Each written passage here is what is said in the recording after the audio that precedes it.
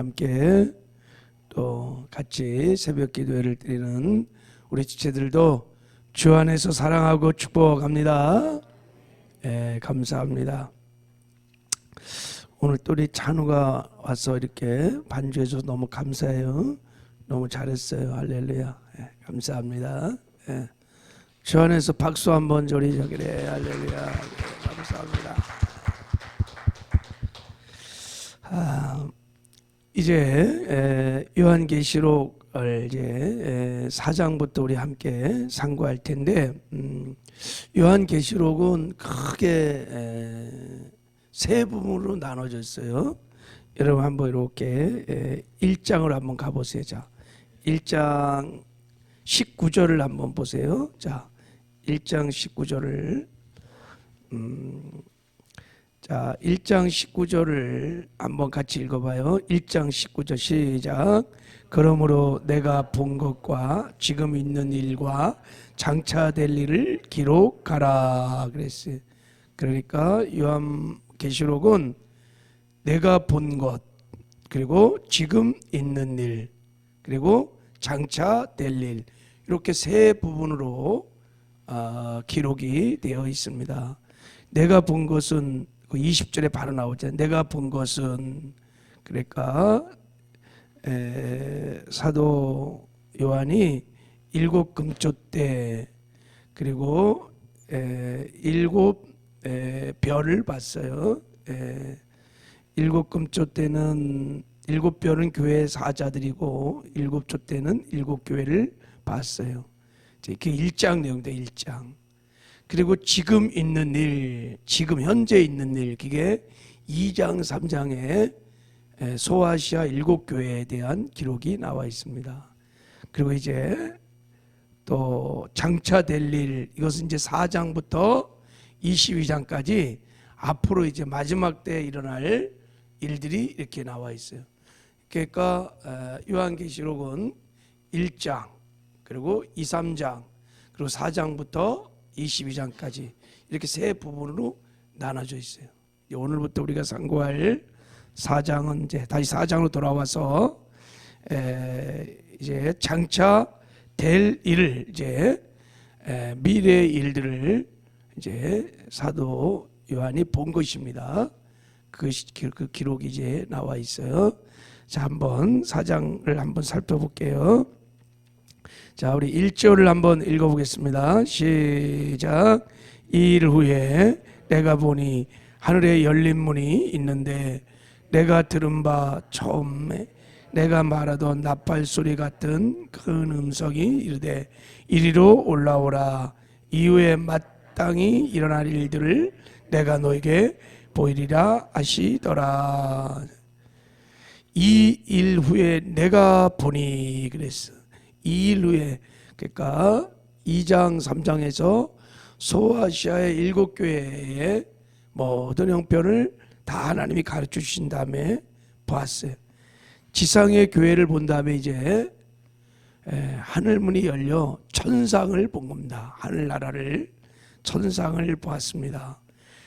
자, 거기 보면 하늘에 열린 문이 있는데 하늘문이 열린 거예요. 하늘문이, 하나님께서 사도 요한에게 하늘의 문을 열어준 겁니다. 열린 문이 그런 거예요. 그래서 무엇을 보겠냐? 무엇을 봤어요? 이리로 올라오라 그래서 이후에 마땅히 일어날 일들을 보여준 것입니다. 이제 하늘문을 열리면 마땅히 일어날 일들을 하나님이 보여주신다 그래서 이게 뭐냐면 하나님의 계획, 하나님의 목적, 하나님의 뜻을 하나님이 지금 보여주신다는 거예요. 그러니까 하늘문이 열리면 하나님의 계획과 하나님의 목적을 알 수 있습니다. 마지막 때 우리 성도들에게, 교회들에게 여러분 하늘문이 열리도록 기도하시길 바랍니다.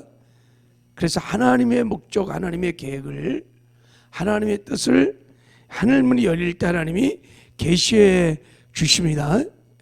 이거 왜 중요하냐?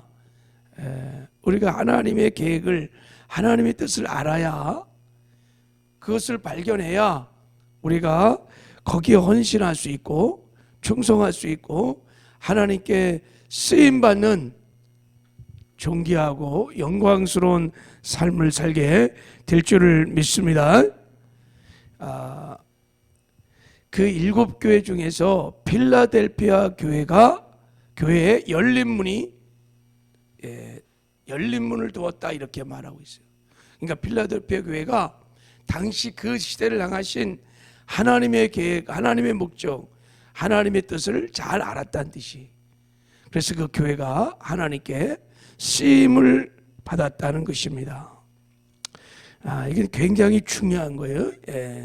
여러분 기도할 때 하나님의 뜻을, 하나님의 계획을 구하는 기도를 하시기 바랍니다. 이 민족을 향하신, 또 우리 교회를 향한, 또 나를 향한 하나님의 계획을 하나님 알려주십시오. 하나님의 뜻을 알려주십시오. 그러면 그것을 내가 알게 되면 그 하나님의 뜻을 이루는데 쓰임받는 복된 삶을 살게 될 줄을 믿습니다. 만약에 교회가 하나님의 일하신 하나님의 목적이나 계획을 모르면 교회가 방황하기 시작하는 거예요. 타락하기 시작합니다. 다니엘서를 우리가 읽어보면요, 다니엘이 하나님께 크게 쓰임을 받았습니다. 정말 하나님께 크게 쓰임을 받았는데, 그렇게 쓰임을 받았던 이유 중에 하나는 뭐냐면 다니엘이 기도의 사람이었는데, 다니엘이 주로 하는 기도가 무슨 기도냐면 하나님의 계획을 구하는 기도를 늘 했습니다. 열린 문을 늘 구했습니다. 그래서 다니엘에게 하나님께서 하나님이 앞으로 역사를 어떻게 경영하실지 그런 하나님의 계획과 하나님의 설계도를 가르쳐 준 거예요. 그러니까 다니엘이 그것을 깨닫고 그 일에 헌신하고 충성함으로 하나님께 크게 쓰임받는 놀라운 축복을 누리며 살게 된 것입니다. 여러분도 기도할 때 이 시대를 향하신 하나님의 계획, 하나님의 목적들을 여러분 구하시기를 주님의 이름으로 축복합니다. 열린 문이 열려야 돼. 자, 2절을 한번 읽겠습니다. 2절 시작. 내가 곧 성령이 감동되었더니 보라, 하늘에 보좌를 베풀었고 그 보좌 위에 앉으신 이가 있는데, 그랬어요. 사도 요한이 이제 하늘문이 열리면서 가장 먼저 본 게 뭐냐면 하늘의 보좌를 봤어요. 거기 보좌에 앉아 계신 하나님을 본 것입니다. 그리고 이제 이어서 보면 그 보좌에 앉으신 하나님을 향하여 24 장로들이 하나님을 막 예배하고, 그리고 천사들이, 하늘의 천사들이 하나님을 예배하는 모습이 이렇게 나와 있습니다. 왜 하나님께서 하늘문을 여시고 사도 요한에게 가장 먼저 하늘의 보좌 하나님을 보게 하시고 그 하나님을 예배하는 모습을 보여줬을까? 여러분, 성경에는 하늘문이 열리는 경우가 있었습니다. 이사야 6장에도 이사야가 기도하다가 성전에서 하늘문이 열려요. 그래갖고 하늘의 보좌에 하나님이 계신 것을 봅니다. 스데반도 여러분 하늘문이 열려서 하늘의 보좌 하나님을 봤어요. 베드로에게도 하늘문이 열려서 하늘의 보좌를 봤어요. 에스겔 1장에 보면 에스겔도 동일하게 하늘문이 열려갖고 하늘의 보좌에 계시는 하나님을 봤어요. 왜 하나님께서 하늘의 보좌에 계신 하나님을 보여주시는 것일까? 근데 성경에서 하늘 보좌를 봤던 때가 다 하나님의 백성들이 핍박을 받고 고난을 받고 어려울 때예요. 어려울 때. 지금 여러분 사도 요한이 요한계시록을 기록할 때는 로마의 엄청난 핍박을 막 당하고 어려울 때입니다. 힘들 때, 고난의 때예요. 그때 하나님께서 사도 요한이 반모섬에서 유배당하고 있어요. 로마의 핍박 때문에 유배 생활하고 있을 때 하늘문이 열려서 하늘 보좌를 본 거예요.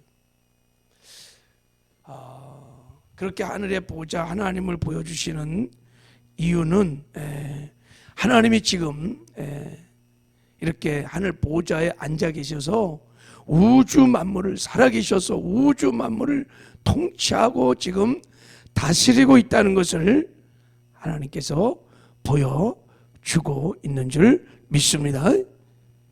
이 세상이 지금 로마의 무슨 황제들에 의해서 운행되는 것이 아니라 살아계신 하나님이 지금 하늘의 보좌를 앉으셔서 우주 만물의 모든 역사에 흥망성쇠를 주관하고 계시다는 것을 보여주고 있는 것입니다. 그분이 만물의 통치자이시며 알파와 오메가 되시고 이 세계를 다 경영하고 계시다는 것을 지금 보여주고 있는 것입니다. 그냥 세상이 그냥 즉흥적으로 흥망성쇠를 반복하며 흘러가는 것이 아니라 보좌에 앉아 계신 하나님께서 이 세상의 역사를 통치하고 계시다는 것을 보여주는 거예요. 그래서 힘을 얻고 용기를 얻고 그 하나님을 바라보며 그 하나님의 그 계획에 쓰임받는 그 뜻을 이뤄가는 복된 삶을 살으라고 하나님께서 하늘의 보좌에 이 우주 만물을 통치하신 하나님을 보여주고 있는 줄 믿습니다. 우리도 여러분 믿음의 눈으로 바라보시길 바랍니다. 하나님이 살아계십니다. 하나님의 역사를 주관하고 계십니다. 우리의 인생의 역사도 다 하나님의 손 안에 있습니다. 하나님이 통치하시고 다스리는 줄 믿습니다. 그러니까 두려워하지 말고 오직 하나님만 바라보면서 하나님과 함께 이 하나님의 뜻을 이루어가는 그런 존귀하고 영광스러운 삶들을 살아가시기를 주님의 이름으로 축복합니다. 자, 이제 보좌에 계신 하나님을 쭉 설명하고 있어요. 3절 한번 읽어보겠습니다. 시작. 앉으신 이의 모양이 벽옥과 홍보석 같고 또 무지개가 있어 보좌에 둘렸는데 그 모양이 녹보석 같더라. 그래서 하나님의 모양이 벽옥 같고 이게 수정처럼 맑은 보석이라 그래서 하나님의 거룩함을 상징을 합니다. 홍보석은 붉은 보석이어서 하나님의 공의를 상징하기도 하고 녹보석은 하나님의 은혜, 하나님의 사랑을 보여주고 있는 것입니다. 이런 모습들을 보면 비록 보석으로 비유되어 있지만 하나님이 어떤 분이신지를 말하는 거룩하신 분, 하나님은 공의로우신 분, 하나님은 사랑이 은혜가 많으신 분들을 인 것을 지금 설명하고 있는 것입니다. 자, 4절도 한번 봐야지. 4절 시작. 또 보좌에 둘러 24 보좌들이 있고 그 보좌 위에 24 장로들이 흰옷을 입고 머리에 금관을 쓰고 앉았더라 그랬어요.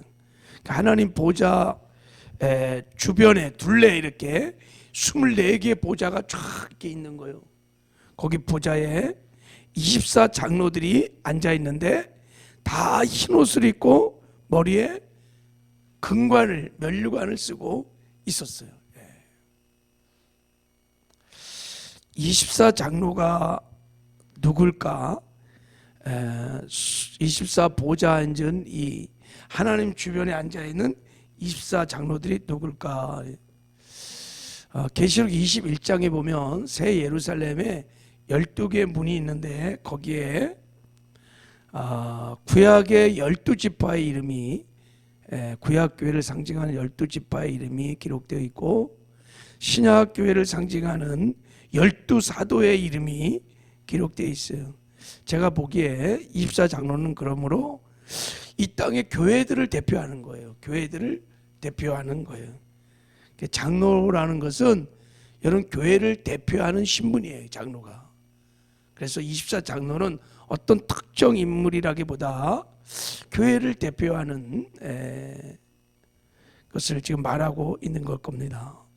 자, 중요한 것은 누가 이제 하나님과 함께 그 보좌의 반열에 앉아서 하나님의 나라를 하나님께 예배하면서 하나님 나라를 다스리는가 하는 게, 누가 그런 영광을 얻을 수 있는가 하는 거예요. 두 가지 조건이 있어요. 하나는 흰옷을 다 입었다는 거예요. 흰옷을 다 입고 머리에 금관을 다 썼다는 거예요. 여러분, 흰옷을 입었다는 것은 우리가 예수 믿고 구원받을 때 하나님 입혀주신 의의 옷을 말합니다. 그리고 의의 옷일 뿐만 아니라 구원받은 후에 우리가 죄와 구별된 거룩한 삶을 살아서 입는 거룩의 옷을 말합니다. 그러니까 이 땅에 사는 동안에 죄와 구별된 거룩한 삶을 사는 사람들이 장차 천국에 가서 하나님의 반열에 같이 서는 하나님 보좌 둘레에 앉는 영광을 얻게 될 것입니다. 할렐루야. 지금 그것을 보여주고 있는 거예요. 그리고 24 장로들은 머리에 뭐를 썼어요? 금관을 썼어요. 면류관을 썼단 말이죠. 면류관은 이긴 자의 표상입니다. 그러니까 이 지상에 사는 동안에 하나님의 계획을, 하나님의 뜻을 깨닫고 그 하나님의 계획과 하나님의 뜻을 이루어가는데 쓰임받고 거기에 충성하고 거기에 헌신한 자들이 장차 천국에 가서 하나님 보좌에 그 둘레에 앉는 영광을 얻게 될 것입니다. 할렐루야.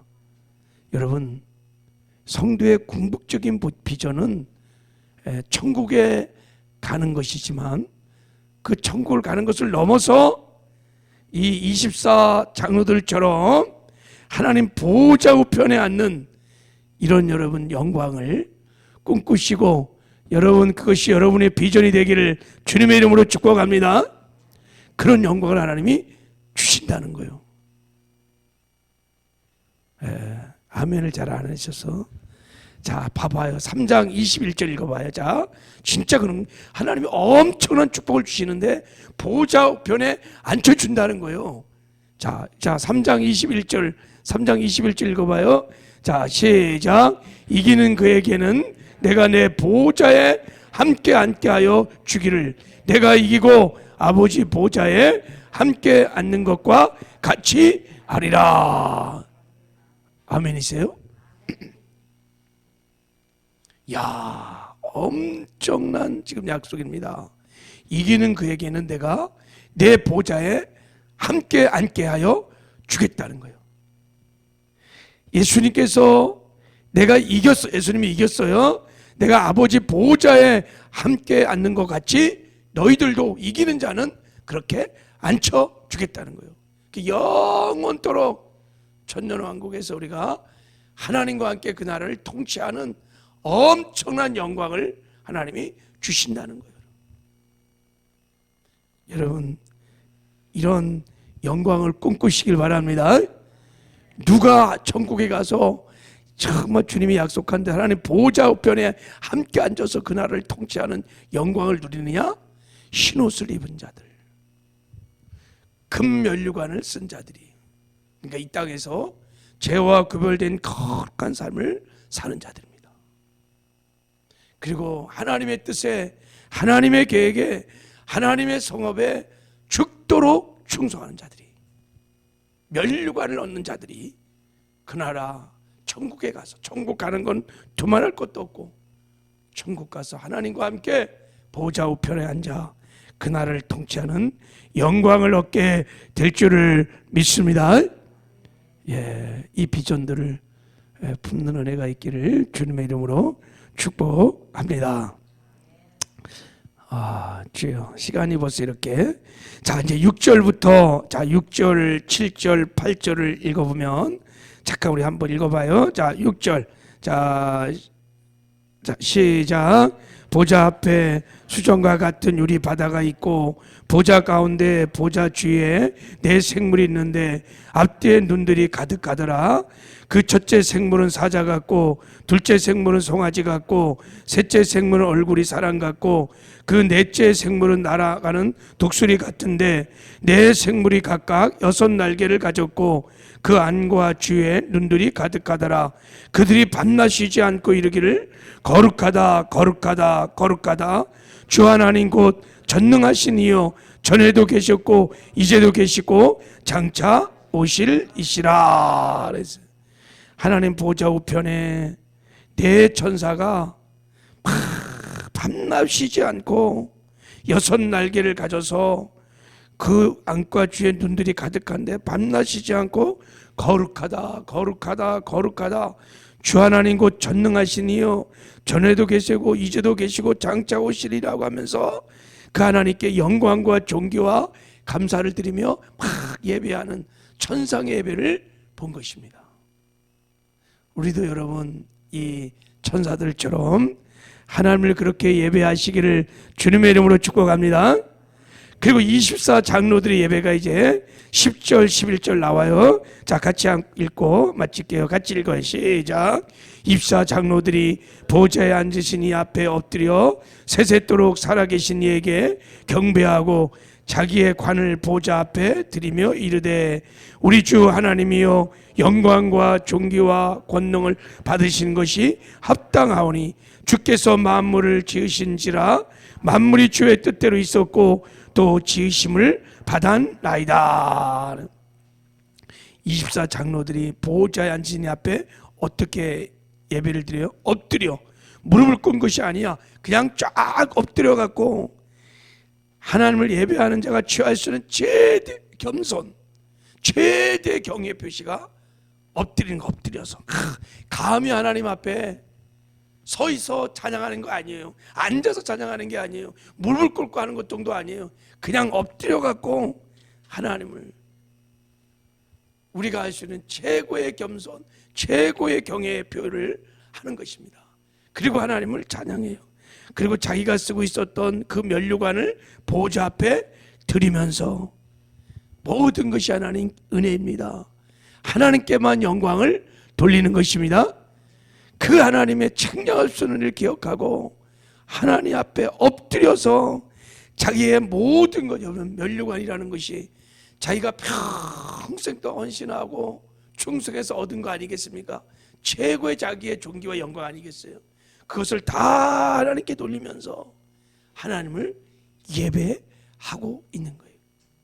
이 천상의 24장로의 예배가 우리의 예배가 되기를 주님의 이름으로 축복합니다.